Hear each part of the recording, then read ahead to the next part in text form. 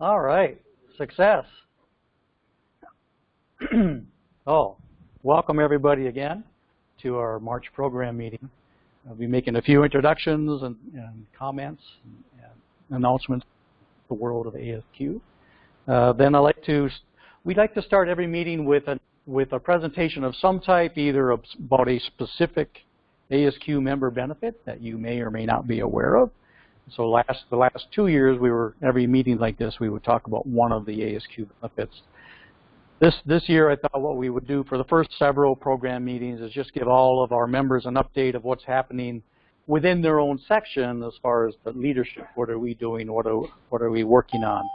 Hopefully to improve your section experience. And then we'll get into our guest speaker.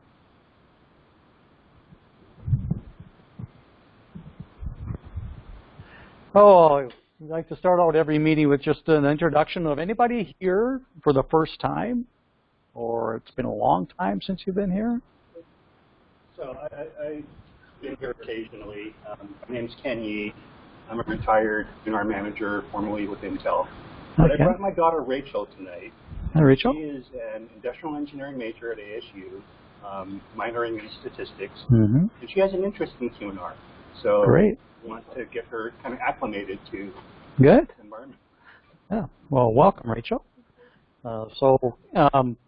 We do have, other than the program meeting, we do have a website.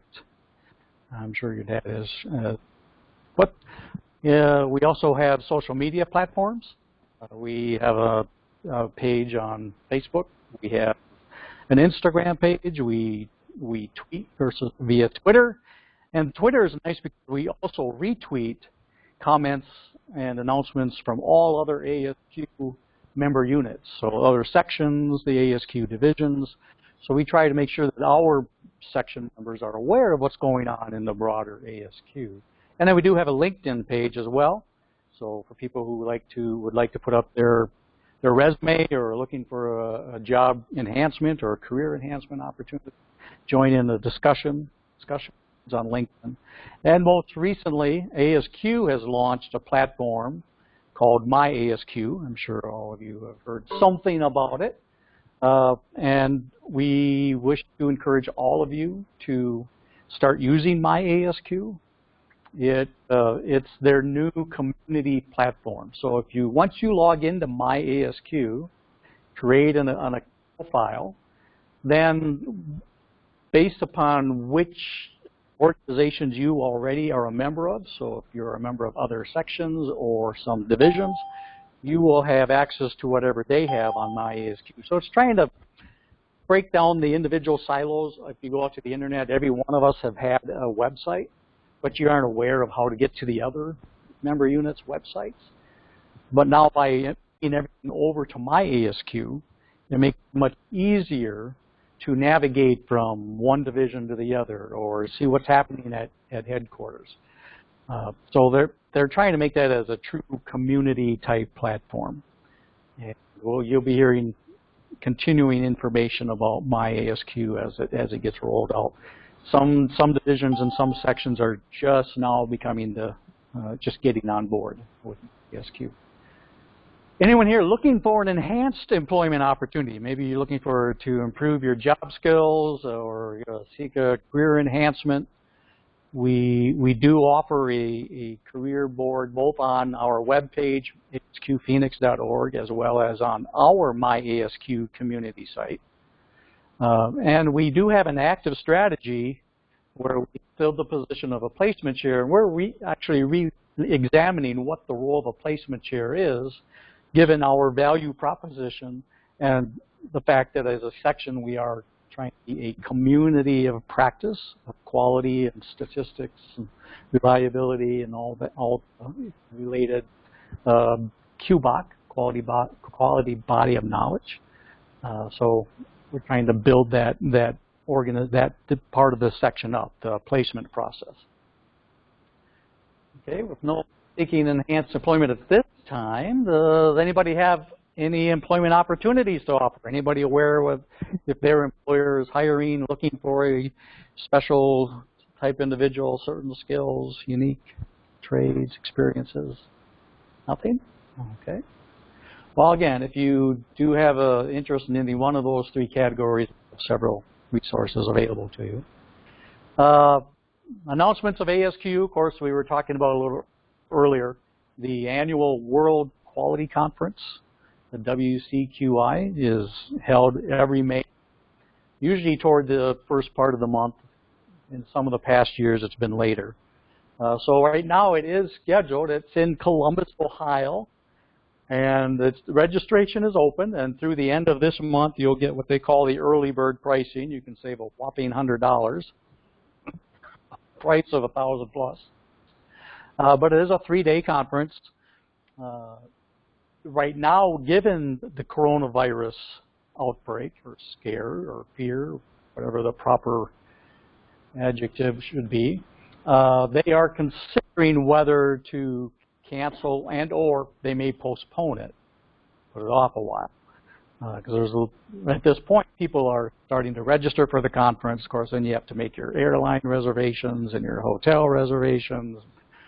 You know, if the thing were to get canceled, what's your probability of getting some type of refund from those different travel organizations? So an announcement will be coming out from ASQ, they said, in the next week or two. So if you are considering the WCQI, you want to pay attention to that. On another announcement from ASQ, of course, they do offer training. And if you go to the ASQ.org website, you can click on the training link, and you can look up courses that they have. Both they deliver in classroom and/or that they do virtual. And they also have webcasts. So what's the difference? Well, obviously, classroom, you come to a setting and there's an instructor and you have the materials.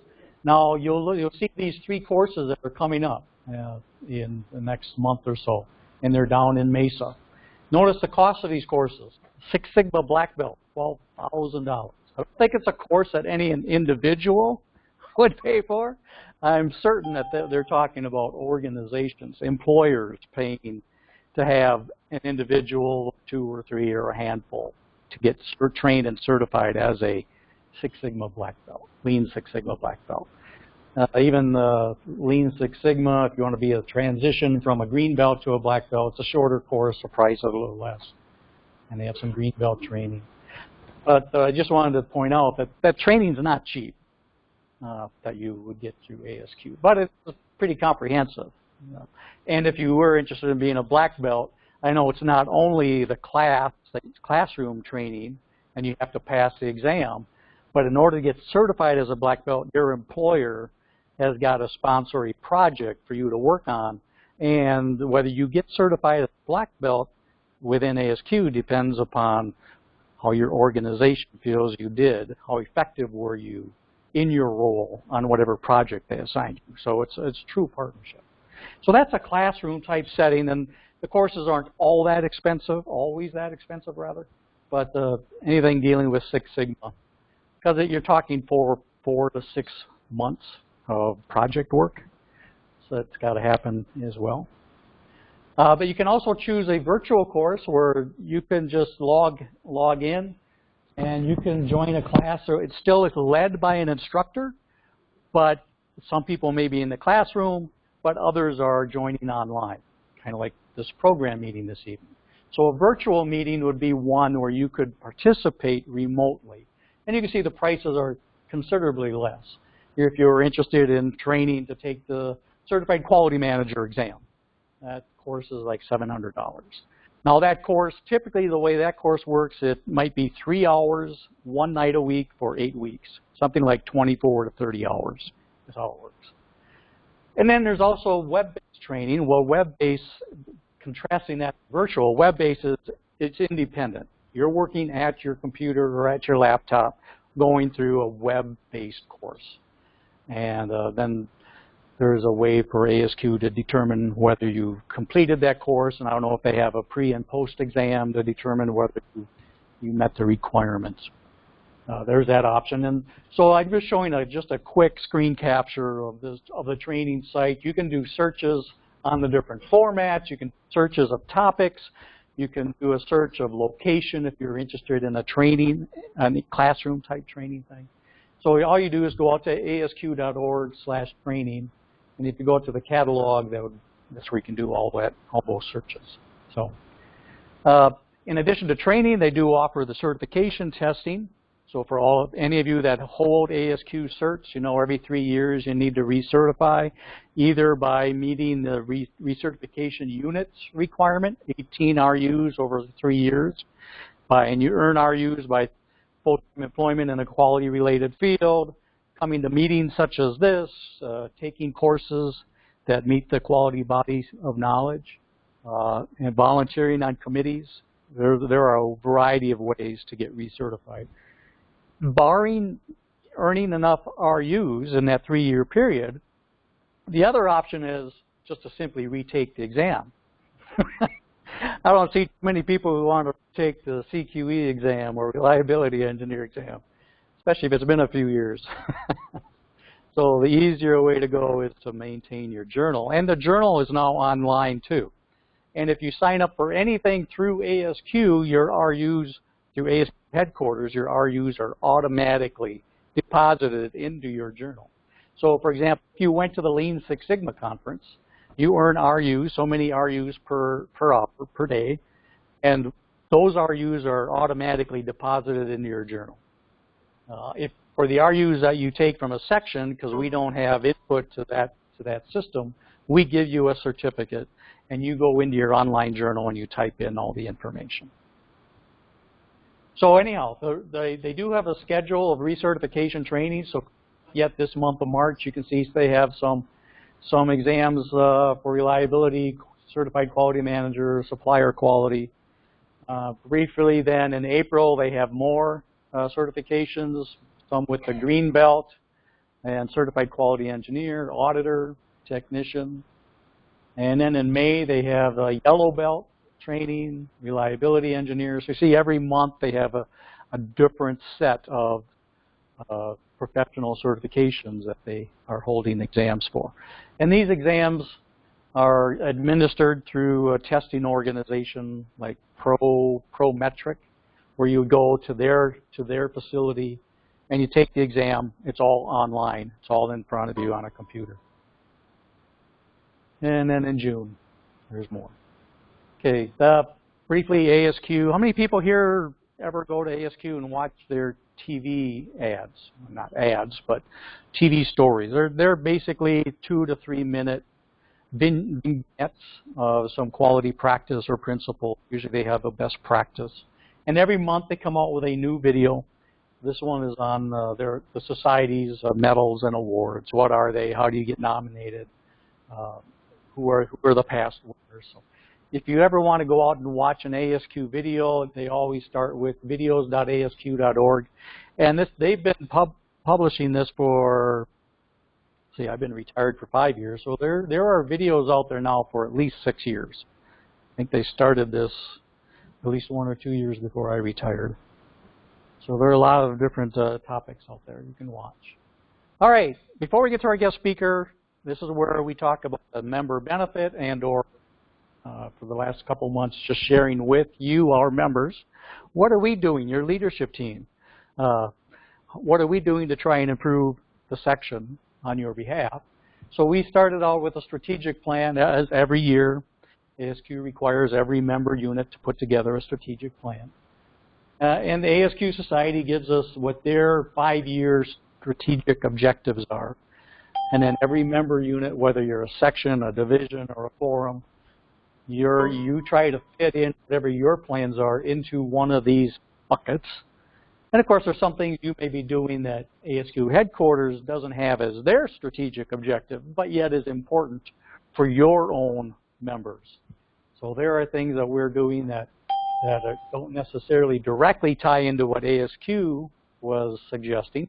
That would be the one. We're also doing things that we feel are important for members, bottom up, based on feedback from you. For the last couple of years, every December we have one of our program meetings where we do a roundtable cafe soliciting your input of what do you want to see, what are we doing well, what are we not doing so well. So that is what then yielded this strategic plan. We just finished earlier this month, well actually it was on February 29th, we finished, the leadership team met, and we put together charters of every one. So we have a charter for every one of these top strategies. So now that we have this charter, we know what we're all on the same page. We all clearly understand what is the problem we're trying to solve. We're not going to go helter-skelter in all kinds of different directions. We have a unified vision of what the problem is, what our desired outcome is, and what's in scope, what's out of scope. And we took some time to identify our overall course of action, kind of like milestones. And this chapter on, I've been talking about a member experience survey. That member experience survey is, we have a target due date of publishing it in May. So come May, all of you should receive a link to that membership survey. And we highly request your feedback to that survey. So between now and then, these steps have got to happen. So we formed a team. We're starting, Bill and I are leading it. Bill is our voice of customer chair. I'm the section chair. We're designing the survey as we speak. We're meeting every 2 weeks for the next 7 weeks or 8 weeks in time to be able to launch it in May. And then we're going to collect feedback, analyze the results, identify opportunities for improvement. What things are we doing well? What things are we not doing so well? What are some new opportunities that maybe we hadn't thought of? And then we're going to put together a plan. And then we're going to build that into our strategic plan for 2021. So be looking for that survey. It is going to come out in May. And it's not going to be a short survey. It's not going to be a 5-question smiley face survey. It's going to be a deep dive. We want to know everything about a program meeting, for example. Do you know everything from the content to where it's held to the day of the week, the time of the day? This is your opportunity to let us know if you want some changes made. So now that we have that for every one of our strategies, we have this metric where the leadership team reviews during our monthly meeting, our board meeting, and we've been tracking the progress. Of course, a lot of it was bad the first 2 months because we had the plan, but we didn't have the charter yet. Now that everything's chartered, everything is at least yellow. We have a clear line of sight. All of our owners know what they're responsible for by the end of the year. You know. And some of the projects are even moving towards their green, which means green would mean we're on schedule. Everything's meeting deadlines planned. There may even be ahead of deadline. Yellow means we've taken the first step. We're ready to go. Red obviously would mean we're behind schedule or no activity. And it's those reds that, as a board, we need to focus in on a month-to-month basis. You know, if things are green, we're going to leave them alone because we don't want to mess with what they're doing. It's the reds we are concerned about. What's it going to take to get this project that's currently red to a yellow or a green? Do we need to provide more resources? Do we need to reduce the scope? What is it? Because we at the end of the year, we get measured on our performance not only indirectly by you, but directly by ASQ. So we want to deliver on our promises. All right, and because we have identified the charters, a lot of these different strategic plans are going to need more help. I mean, we as the leadership team, we own it. We're responsible for it. But a lot of times we can't do it all ourselves, and we're looking for volunteer from our membership. So if there are any of these ideas, and I apologize, I know it's small type. If you are interested in participating, we would love to have you join forces and to help us get the work done. So we have a call out for volunteers. If you want to run any one of these committees, we have a need in our social media. Right now I am the social media person, so I'm putting out all the tweets. I'm putting out everything that's on Facebook. I'm putting everything that's on Instagram. I've been updating LinkedIn. I do now have a cohort for managing LinkedIn. But if there's someone from our membership who is savvy with social media and they're already, say for example, if you're already using Twitter and you know how to use Twitter and you would like to help the society, to help your section, we'd love to have you come and tweet on our behalf. Similar things. The Education Committee needs help. because our goal this year is to deliver at least one new educational course. So whether that's a 2-hour course, a 1-day course, multiple day course, our goal is to deliver at least one. And that sounds easy, but it's not, because in order to deliver one, you've got to identify the topic and the subject matter, who is qualified to teach it, and then all that fun stuff, like we need a registration process. We need an e-commerce system. How are we going to collect the funds?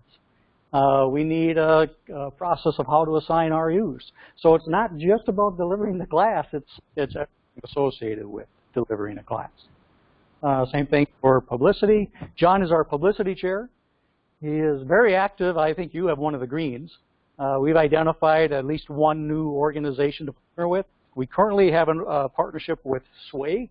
It's Southwest Alliance for Excellence. They're the organization focused on quality improvement, but using the Baldrige criteria. So their membership is a little different than ours. Ours is targeted toward the quality practitioner. Their membership is targeted towards the CEOs and the board members. But both of us have a need to share our body of knowledge. So what better way for you to learn about Baldrige rather than have us reinvent the wheel if you can participate by going to SWAY meetings. And right now, as a result of that partnership we have, whenever there's a webinar that SWAY has, we are invited. We announce that on our website. And we're doing something similar with PMI. So if you are a member of PMI or not a member of PMI, but you want to learn more about project management, we are right now forming an alliance with them so we can have maybe a couple program meetings on the topic of project management, and maybe even co-develop a seminar or a short course, and on and on. The one I'm leading, and I'm going to personally ask for help, is have a community service project. What better way to demonstrate the value of a community of quality than to have that community of quality have more visibility in the community, the general community at large. So, you know, it can go one of two ways. Either maybe this year all we do is identify a target organization and we just have we recruit a bunch of people and show up, whether it's something like Feeding Starving Children or Habitat for Humanity. Not necessarily anything particular about the quality tools that we are experts in, but it's as a community coming together and helping those in the larger community that we live and work in. The other direction, maybe for next year, would be to identify an organization, probably a small not-for-profit similar to us, who would like some help in developing or putting in place a lean office. You know, they heard about it, they don't know how to do it. We have the people who can help. So maybe if there's an opportunity to do a 5S project or to lead a Kaizen Blitz in some organization that just doesn't have the resources, we could ask for volunteers from our organization. So that's what we're looking for a community service project. I have one person already who is helping me, but we can certainly use more because it takes a village to get this thing off and rolling. So if you have any interest in that, I would love to hear from you. All right. As a community of practice, I just added this slide just before coming here this evening. As a community of practice, now we're here to help you and to provide the resources and facilities so you can cross-share, cross-promote, help each other. You can learn maybe some best practices from other people in the section and vice versa. We have a member who has a request from anybody in the section who may have some knowledge and maybe even a template on how do you do a qualification plan and how do you build a report specific to develop a qualification plan for integrated lasers. So he works as a tier 2, tier 3 supplier to automotive. So if there's anybody here who has experience in the automotive industry, who has some experience in what's required as part of a qualification plan, whether that's a PPAP or some other tool, he's looking for some help. So if you have any ideas or if you can help our member, his name is Joe Kearney, and he works, that's his email, and he works at Sumitomo Chemical, building components to make lasers. and the lasers then are used in automotive sensing. So they need to qualify their product for their direct customer, who then is a customer to the automotive industry. Opportunity to just share and network with one another. So if you can help, great. There you have his name and email. All right, enough of me rambling on. You are here tonight to hear from our guest speaker. John Choate is a member of SAP Global. He has over 30 years of professional experience in supply chain. And I'm not going to read all that because you can read it just as well as I can.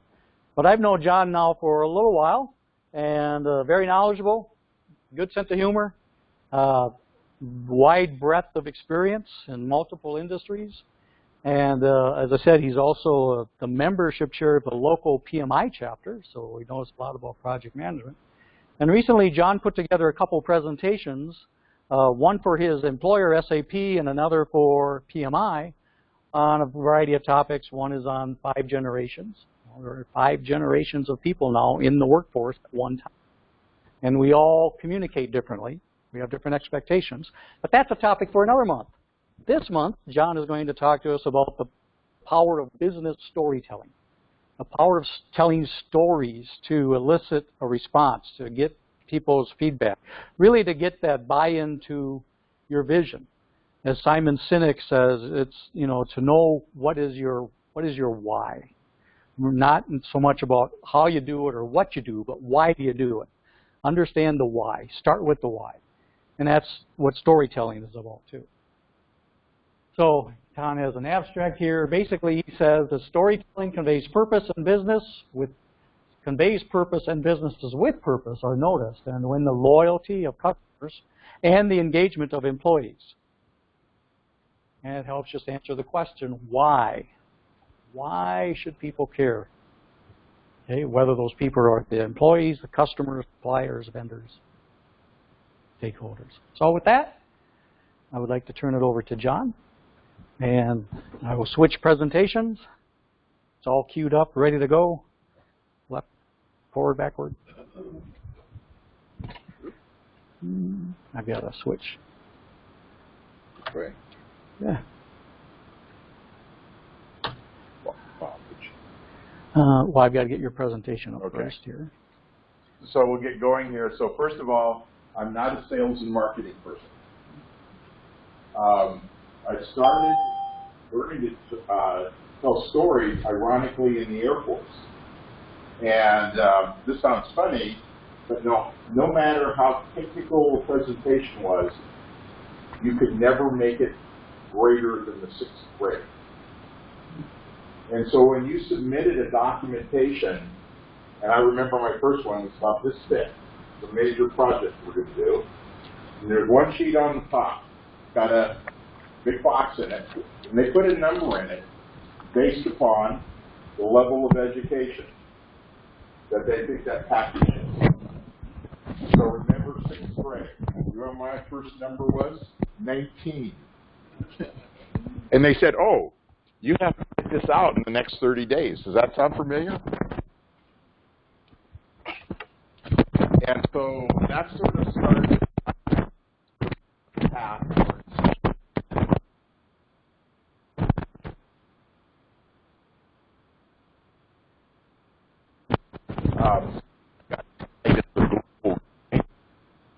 Air Force officer, all of a sudden, what's the global guy? Well, I've worked. I have a fun picture of me. About me. I'm noticing the reaction of the people here when I'm giving this visualization, and that's what becomes very important in business storytelling. So you're going to have an on this slide presentation is put it together.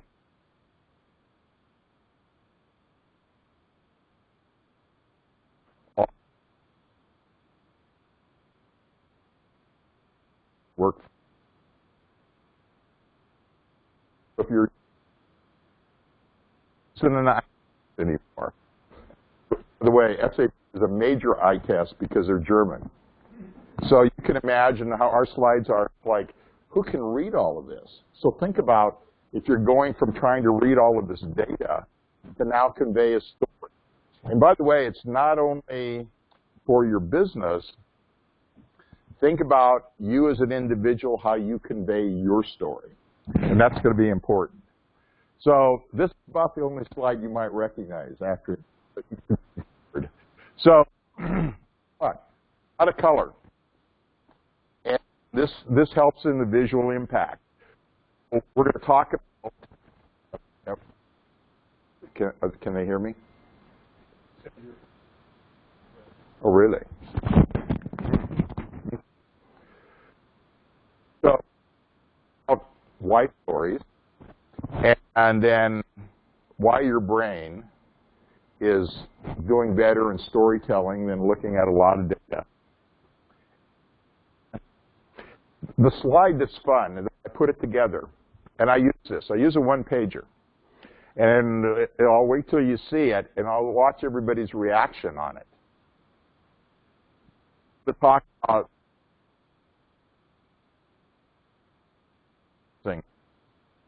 about what are the 10 business challenges today. And I think with what's going on today, and you see the 10 compartments of business, you're going to find it very interesting. And then we're going to talk about 8 different ways to tell your story. Then, some basic tips.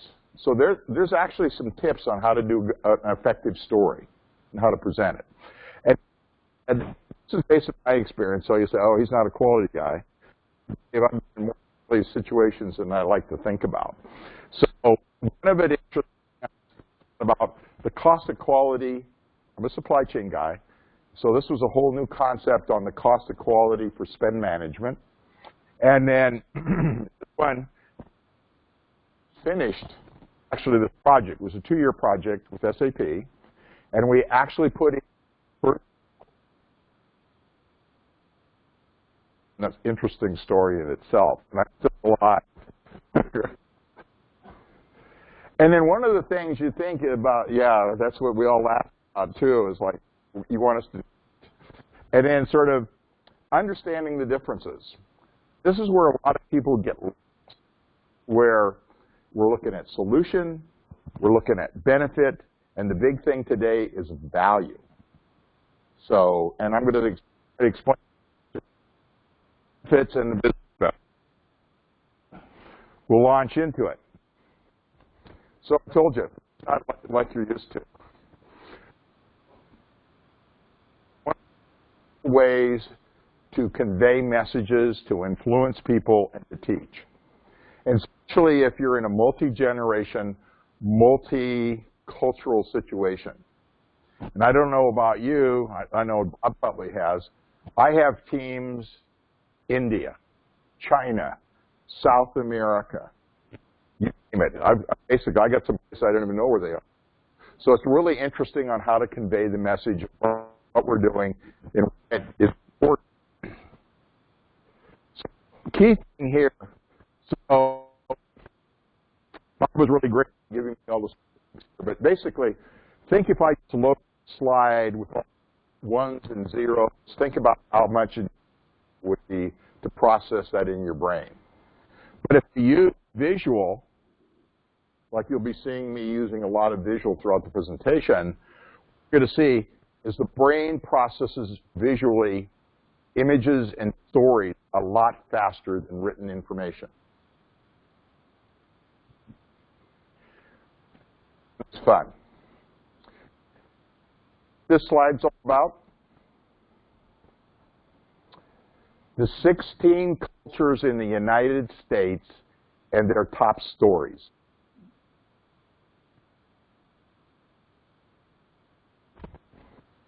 Are you missing one? Huh? I just put them another one. That's one thing supply chain people don't count. So that's why we need quality people. Yeah. Let me throw a couple out to you. Open Sesame. Anybody register with that? Alibaba and the 40 Thieves. Persia. How Sleeping Beauty. or the dwarfs. Where does that come from? Germany, the Grimm brothers. I'm German, partly German. North. I like this one. Love story. Now here's my Mexican love story. So think about visually how different things, how people react, and King Arthur, the sword, American, as South America. This one was interesting when I showed my wife. I had to explain it to her, my question. Buffalo, Native American. Now, I come from the Northwest. If I told you totem pole, how many of you recognize that? You know, there's only one Indian tribe, that's the Chinooks, that totem pole. Okay? This is to get you started on the impact of telling a story. Everybody reacts, but visually they're to it more. I throw this into modern things. It's part of communication. You want to make it real. You want to make it real time. And the more you make it real time. So when we get into stories, if I told you a supply chain, just a straight supply chain story, most of you would probably fall asleep because that's what happens to typical supply chain people when they see stories. So what it's on quality stories. But just think about it. Powerful communication, more effective than you'll see in a lot of different areas. And a lot of it, I'll give you an example. I was in China setting up a factory, and the biggest thing they came to me was, you don't have the Great Wall on the pitch on the wall. I said, okay, you'll have it tomorrow. So we had the next day. But in their culture and that was an image to them that they needed to be successful. And think about it in your background in that. What things bring up those images to you? Now this is interesting. There are 10 what they class images today. So think about what's going on in our environment. Think about your job and what it is. Big thing if you go on TV right now, so long as it's going to last, where's it going to go, whatever. It's global. Years ago, coming up, if you talk to me as global, that would be the kids across the block, not the kids across the other side of the world. Innovation. How many times in your job innovation category? The fun one. Government policies and regulations. Well, I'll share with you, I grew up with government policies and procedures. I actually, Atomic Energy Commission, and I worked in nuclear weapons. So I can tell you what government regulations are about. Technology, big area. So let me share a perspective for you. In the world today, you're talking to execs for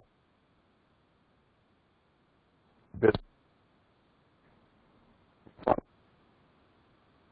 technology, and technical.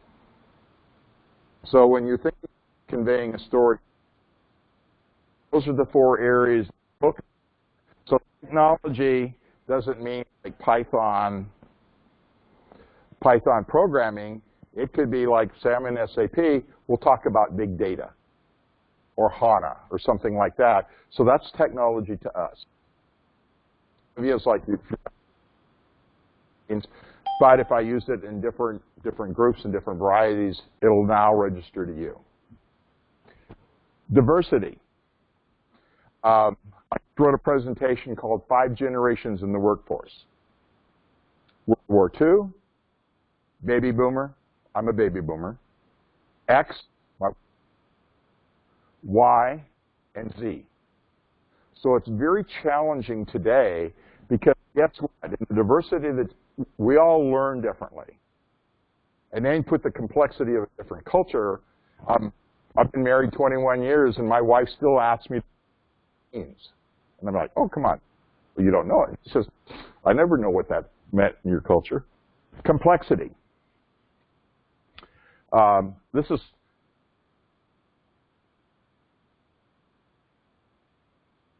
so how many have heard Agile and Lean? Okay? So I'm actually a certified Scrum Master. So Agile and Lean, and just to let you know, in Agile, Lean, program management is the thing in the business world. It's going to outstrip anything in the IT world. Okay? Actually implemented it at Nokia, and we brought up a global website in 6 months. And it was the marketing department. Okay? Info overload. How many of this, you've seen this? Okay? Like, much data, and then it's sorting out the data and getting into meaningful information. And so that's very important, too, in your story, is how are you leaning all of this data down to convey the right stuff to, whether it could be me talking to my wife or explaining to the team or stakeholders. So, stakeholder meeting once, and I was showing them something, and I said, Taylor toward the 6th grade, but you're all at the C level, so maybe I down a little. And I said, I don't know if that's right, because I know some pretty smart 2-year-olds. So, and they all laughed, and they said, yeah, that's probably true.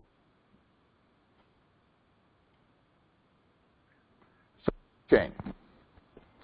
So what do you see today? Like on TV, listen to everybody talking about the disruption of the supply chain. The supply, Santa, guys are flying off the shelves. What are we going to do now? Interesting statistic: how much pharma's in China? And my background's FDA also. How many countries are involved in FDA? So you got to think differently on the supply chain today. Then, does this look familiar?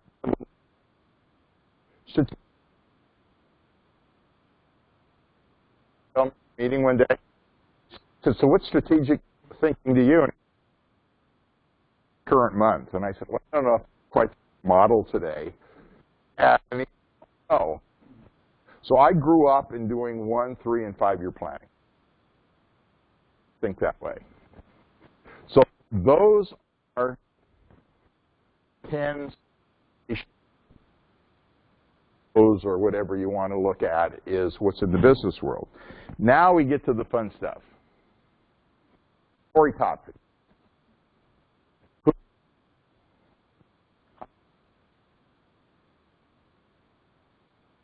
How do you individual, you do have a brand. Why us? This is interesting when you get into differentiated markets, and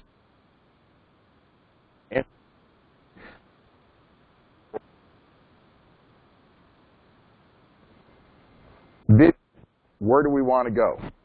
So in strategic planning, or even putting a company together, and I put a couple together where we grew the business. First thing it was, we want to go. Are we all?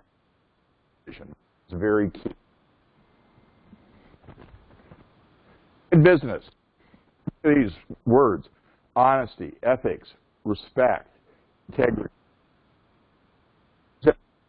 Conference a couple months ago, and I met the ethics committee. It was interesting talking to the focus on ethics that was going in the PMI community, and what they talked about were issues in different countries, how we dealt with it.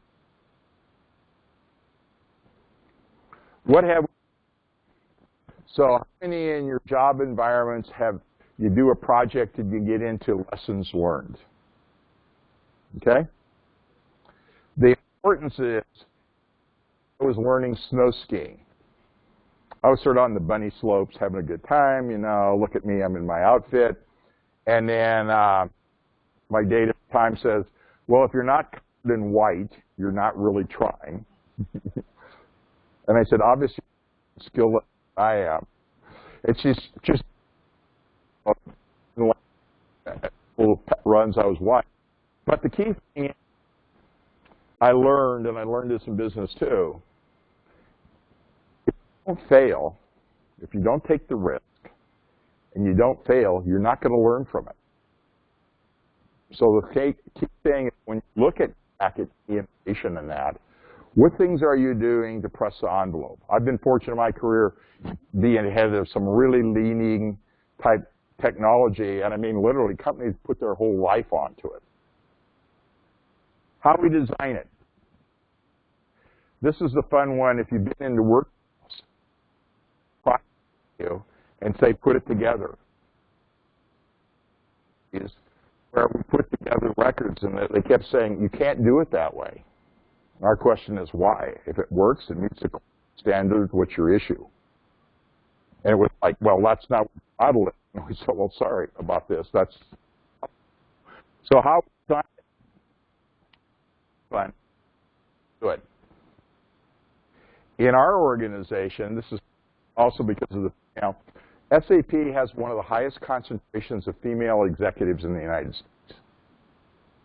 So it's really interesting because of the workforce and the gender.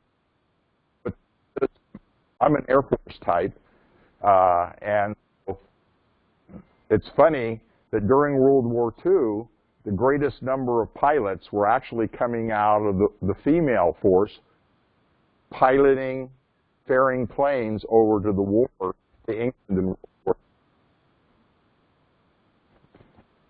And then how many have seen this? Our customer. So the difference is customer. You got to think about it. So it gives you a different approach. It's like, oh, so-and-so or whatever. When you get in a different environment, you're a customer. They're a customer. There can be an external customer.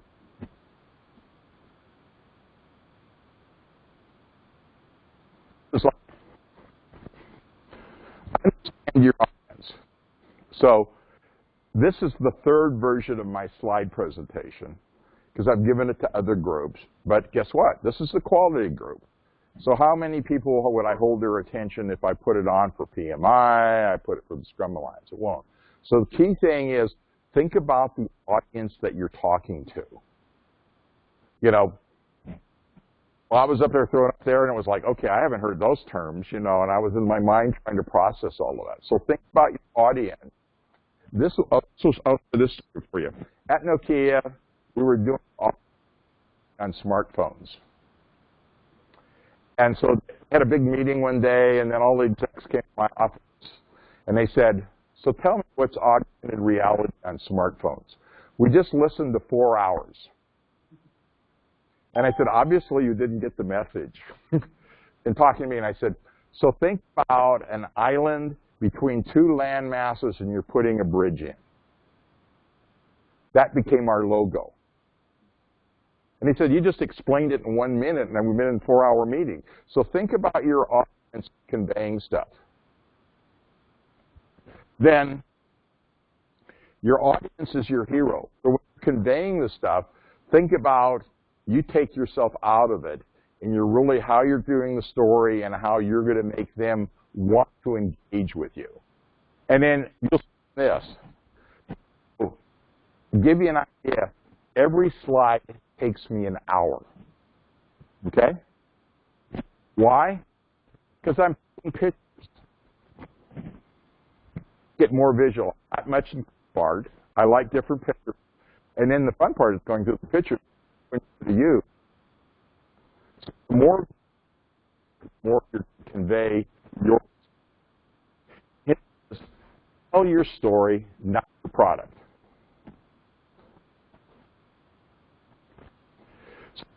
One of the approaches that a lot of people use and I use, it's called the PAR approach. Now the significance of this, and I'll share you on the personal side, If you're doing your resume, the PAR approach is really great. And you have basically no more than 2 lines. So the thing is, you're looking, what's the problem? What's the problem that you're trying to solve with your team? Or actions that you're going to have to possibly take to solve that problem are being result. And today, it's value. I'm going to show you the difference because a lot of people get confused.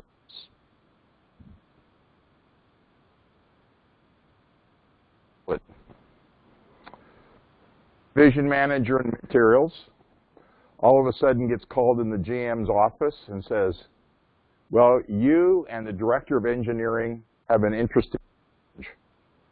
And I said, okay, this is going to be interesting. Well, guess what? And it's not profitable, and we got to cut the costs.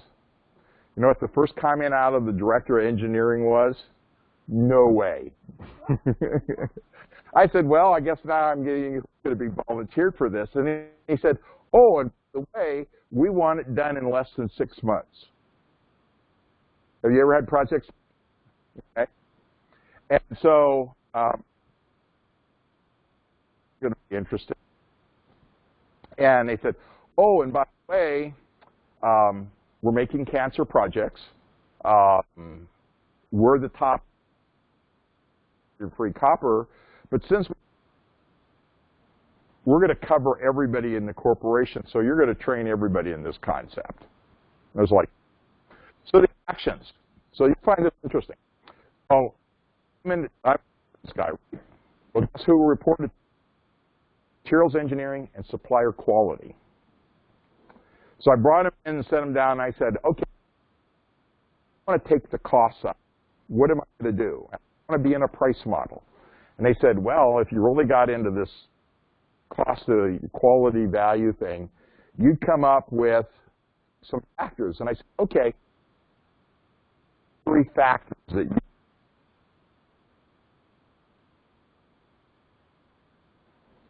They said, just in time. Just in time, by definition, is 0 to 3 days early. Okay? Then it was, this was fast quality at receiving. Everybody hears about that. The second one, which was quite interesting to me, second quality. And that was the actual integration of the unit itself with its componentry to make it work. And I thought, oh, this is interesting. So that came is we take those, why don't we weigh them? And if we make a bid, we're gonna weigh those, go against the price, and we're now going to get the cost of quality because not everybody's going to deliver. They're going to have rejection at receiving or at the floor. The numbers were astounding when the difference was. Typical supply chain, I hate to say it, oh, well, it's the best price. And I said, wait a minute, I got to return it, I got to go to this and this. We're not in a quality model. We're not cost. Some funding, had to train our team. And part of the training involved teaching them how to act at different levels. I had buyers interact at C-level. So how do you explain it? How are we going to use this new template? So this will give you the result. So the team achieved 23% cost reduction to a target of 12. We dropped $18 million to the line at 6 cents. We had a lot of suppliers. They couldn't argue. They said, well, it's legitimate. 40-year record in the corporation. Never seen anything like it. And like I said, a lot of dollars went to the bottom line. So let me qualify here when I talk about result and value. So the result was we hit the target, okay? The value was we kept our position in the medical marketplace. Big difference. So think about that when you're explaining your story. Because you'll say, oh, there are all these stats, and it's like, into stakeholders, and a lot of them might not even come from the career field. They're like, what are you trying to convey to me? I don't understand. Okay? So think about audience you're talking about. Think about the value. So when we talk, if we couldn't do 10 value to the customer, take them on as a customer. Okay? We just completed a couple weeks ago. Our team actually just won an award last week for the most outstanding customer transformation in SAP's history. There are about 15 of us recognize it. So it's what you can do with a global team and when you really focus on the customer. Quality and medical, pharma, even bigger challenge. Then it was, why did they want to do it? And then what are the ramifications? If you talk to medical, and my background's medical, if you talk about any impact to production and liability, the companies go crazy. So here's an interesting fact. Medical, if you're an eligible developer and you do something that impacts your product as a developer. So that was educating my team. Me, it's somebody else. And I said, no, that's you. So be conscious of what you do. We wanted to look on how we wanted to deal with the suppliers. And when you're in a big, big universe all over the world, it's really crazy. You're in multiple systems, different standards. You really have to have a different. One of the this is actually was thinking about, okay, how are we going to approach it? And then we said, let's do a co-innovation model. We're not experts in it. You're experts in it. How can we put it together to work? And so we built a co-innovation model, and it was quality. They felt that their quality reporting system, assurance system, all of that, I won't use the words they told us, that they needed it repaired. So, okay, I said, okay, we'll do it. This was a challenge of going through it. I was the lead PM. They didn't understand. First thing that the customers told me was, we don't understand the quality of your product. What value is it to us? Guess what? I rewrote the whole training program based upon value. Not only internally, but externally. And it became meaningful. And what we did, this sounds unusual, we broke it down into lives. We did a technical go live. We first sacrificed the quality because we thought we can bring the database up faster. Then we got to get the functional people up to speed on really how to do the system. And that I governance system for the pharma corporation. And it was an interesting challenge because it's like, okay, you got to be cognizant of this and that. That was action. But the result was, guess what? New system, legacy system replaced, higher processing of their data. So how many sheets and all of that? So think about now you have an automated system collaborating real time. From the quality group, higher group, to the account. That's the model we came up with. These are the top pharma companies. It's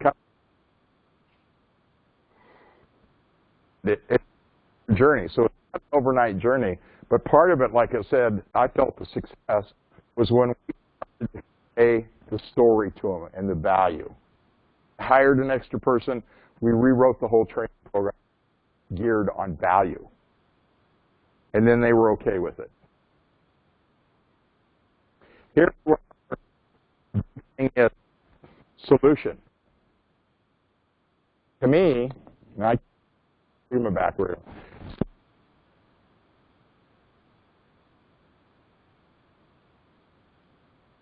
And it's not going to reoccur. It's certified. fun. Oh, look at all these fun features. But I can use it day or night. Think about the difference in how you're presenting. Again, value. This sounds funny in the world we are today. Explaining the view of the cloud is one of the biggest challenges I have. And they'll say it's in the, and I'll say, well, sir, what are you talking about? And I'll say, no, it's the cloud. In some industries, they freak out when you say the cloud. When I was at a conference last year, and I said, how is it? He said, my biggest challenge was explaining cloud to the CIOs. I said, what's wrong with this picture? And I said, well, you're not conveying the right. But, so, and this is too in the story. Understand your audience. A lot of people assume you might have stakeholders, C-levels, that they all have the same background. They don't. So it's how you're going to convey that story to them. Benefit, more visual, it's very immediate.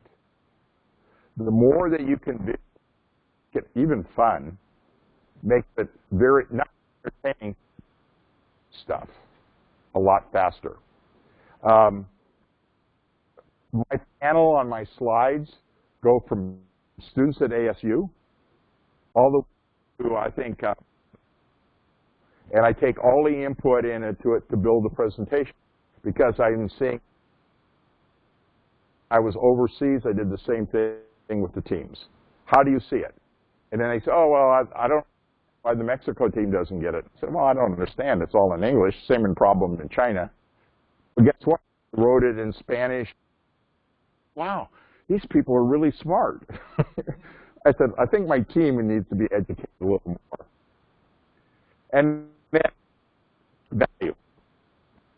Focusing on story, you remove the clutter. You're more focused. There's a new standard in the industry on webinars now. It's called 10, 20, 30. 10 slides, 20 minutes, 30 font. Think about that. How focused you have to be. And if you get into the business world, it's actionable. You want to have some action into it, and it's driving to whether it's a solution that you want out of your team or whatever.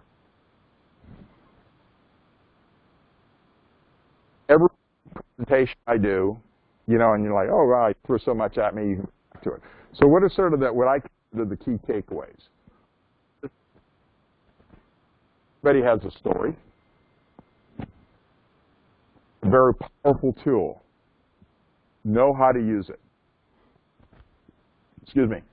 PAR, so I'll watch your reaction. I'm making a hole-in-one on a par 5. It's like, oh, yeah, nobody will do that. And I said, yeah, but that would be my reaction. Show you how it conveys the message. And then the thing here is focus on the value. Don't necessarily focus on the results. Think about the value it's going to bring. And then the key thing is, what's your story? That's the most important. And with that, any questions? Any questions? Wow. So thinking about telling your story is not easy. Rehearsing on how you're going to convey your story and how meaning would saying is in your situation becomes very, and not only website at the bottom of the website. And you,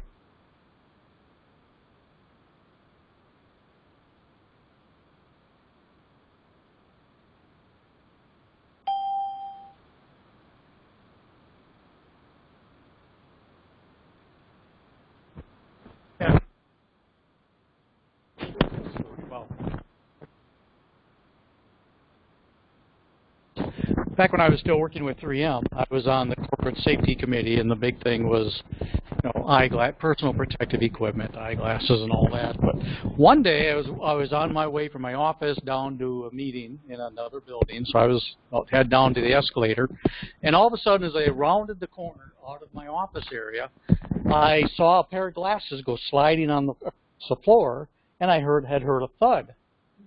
So I thought, oh my God! So as I go walking around the escalator to find out what had happened, there is a gentleman laying there unconscious, and we have an internal number, like a 911 that you would call externally, but we have something internally too. I think it was 911, which works fine when you're on a landline. Well, 5-6 years ago already, almost everybody was using cell phones, and it had never been communicated, and I never thought about it. If you were to come across an injury or an accident on the premises, who are you going to call? What number? Are you going to go scurrying around trying to find an office with a landline in it? And meanwhile, while you're out looking for a vacant office so you can use their telephone, who's watching the person that's on the floor and giving services to that individual? So upon finally getting help, and thankfully the person was all right, it turns out he has a condition where he has this happen quite frequently. I worked with our corporate safety and human resources departments, and we created and published a number that worked from anybody's smartphone, internal to 3M's safety compliance committee or safety committees, and the first emergency or first response team, that's what it was. So, and I just told a story, and that captures your attention much more than to say, oh yeah, people, we now have a new internal emergency first response number, it's 1234 or whatever it is. Isn't that story a lot more visual? And you're going to remember, hopefully, you're going to remember that number more, because you can relate it to an event, to a visual event, to a visual image. And so that's another example of my first foray into business storytelling, because they asked me if I could repeat this scenario for the company at large. I said, well, okay, the engineers out there, they'll probably just give me the number. But what about all the designers and the marketers and the sales force and all the admin people? They think differently than engineers. So I thought, let's put together a story. And so imagine that image of you come across, you round the corner, you hear a thud, and you see a pair of glasses go across the floor. That captures your attention. Well, that's what we mean by stories have impact. And now if you can link that story, as John said, to your vision or why you exist, what's in it, why do you exist, what's your vision, what are your strategies, now you have a powerful message, not only for your customers, but to build the engagement with your workforce. So, any questions? Yes, Jim.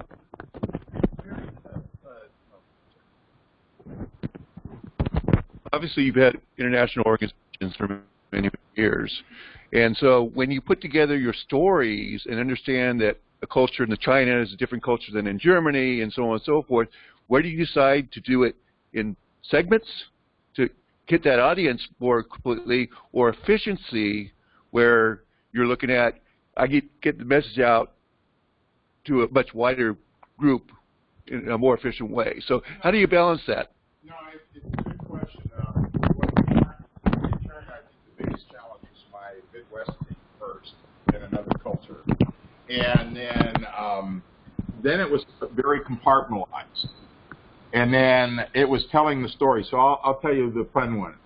So we're setting up the stock room, and then the guys came to me and they said, "Those Chinese," and I said, "What do you mean, those Chinese?" And they said, "Well, they got all the inventory upside down." And I said, well, gee, I don't know why, because it's all written in English.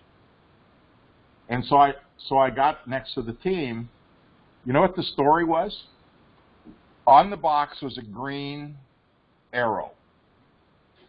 And in Chinese writing, an arrow, if you flip it up, becomes a tree. Okay. And I said, the tree grows towards the sky. And I had my interpreter do it. 30 minutes was all done. So we had to do area by area, and the biggest challenge, very honestly, was the test automation. In China, it was all right to have a 40% dropout rate. And I was like, what?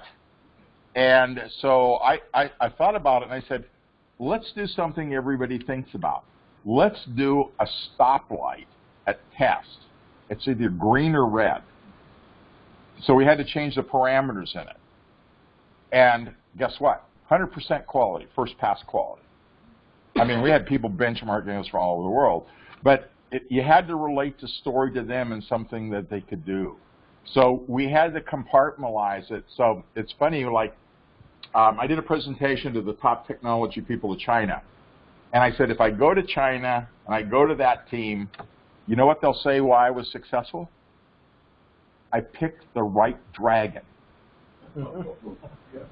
Because when you open it, it's a lot of fireworks and a dragon. So you can imagine me calling the CFO and saying, hey, I need some extra money to go hire a dragon dancer. And he said, no more lightnights for you. And I said, seriously? And then no matter what the team achieved, to them it was the dragon. And honoring their culture and doing that. And so it's engaging in them. Like I told you, think about this. A lot of your engineers. So I call up our facilities engineer and I said, I want a turnstile in our front door. And it was like, we know it was difficult to deal with you. Guess what? Feng Shui. Money comes in and out. I ripped out the whole front of I repainted, I put the Great Wall, whatever they wanted on that. And we did a lot of creative stuff in that. But the thing was, it was them telling me what meant to them, and then we made the story so it related to them. And it was a fascinating experience. Same with Mexico and other cultures I've done. That you really need, that's what I'm saying, you got to understand their story and what's going to appeal to them. Yeah. Bill, do we have any questions, comments from anyone online? Nothing. Wow, you did a great job, John. Guess you explained it all. Well, thank you very much. Just a few wrap-up comments. Bill, the participants, class and remote, a letter. And in that letter, there will be a link to the survey. Please let us know what we did, what we could have done better. Also, next month, the presenter will be Cindy Lauren, and she'll be talking on the subject of engagement. And it's not a definite whether we'll have a classroom type setting. It's very likely we will only offer the virtual approach next month. But we hope to have a decision in the next couple of weeks. Really, we'll have to see how this whole coronavirus thing settles down, or if it does. But we be mindful that we are considering that. And then hopefully we'll be over that. Certainly by the time we get to July. In July, we're going to have a tour. So the tour is being set up at Cranial Technologies. For those of you who were here last year, one of our presenters, Tim Field and also Jeff Riggs, two presenters, spoke to us about their business model, and the fact that they make custom, sample size of one, custom medical device, the helmets that infants wear for misshapen heads. And so we're going to have a tour of their facilities in July. So that should be very good. And anything more about that, Jim, since Jim was the organizer of that? So, again, it's very fascinating from the point of view. I was able to do a tour with them, and it's a very interesting process because it's so customized. And how do you, so often with quality, you're looking at, how do I make them exactly the same, right? And this is the other extreme. And then also there's an art to it, too. As the baby's head starts reforming properly, you've got to make those adjustments as the head is reshaping. And so my grandson went through that process. He was had a very flat part of the head, and didn't get all of it because he got in a little bit late. But the difference were normal. I'll put it that way. And so it's a really neat process to see, and a lot of art form associated with it. Great, thanks, Jim. And unfortunately, because if you can imagine, because of the nature of a tour, we will not have a virtual webcast of any type available. Apologize for that in advance. And so we are continuing to build out the program for the rest of the year. Before we leave, our custom is to, we have this drawing for a gift card. Well, first of all, we'd like to give a gift card to our speaker. Thank you very much, Joe. And we would like to draw a number out of the bin, and we have a guest card for one lucky winner in the classroom. Apologies to those online. So for the person who has a ticket, the number is 392281. All right. Yay, Ken. Thank you. Congratulations. Thank you for coming. All right, with that, that concludes our presentation for the night. If there's any extra food out there, there are some take-home boxes. Please let it go to waste. Take it home with you. And we will see or hopefully hear from you next month. Thank you very much.